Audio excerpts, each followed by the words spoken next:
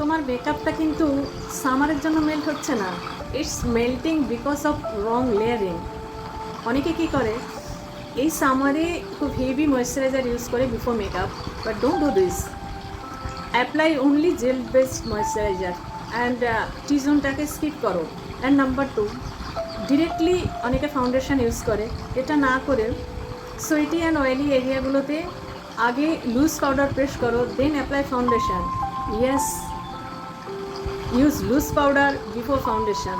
And number 3, after makeup সবাই setting spray use করে, but আমি বলবো before makeup and after makeup both টাইমই সেটিং স্প্রে ইউজ করো।